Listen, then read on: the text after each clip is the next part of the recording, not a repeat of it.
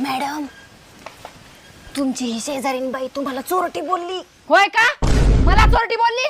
तू चल माझ्यासोबत. ती मला चोरटीच कशी काय बोलली? तुला काय भांडण लावाशिवाय दुसरं काही कामधंदा आहे का नाही? सारखं उठलं की भांडण लावतेस.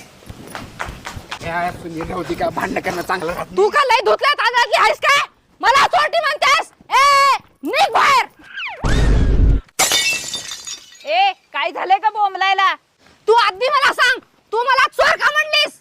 तू चोर आहेस म्हणलं तुला चोरच म्हणणार की.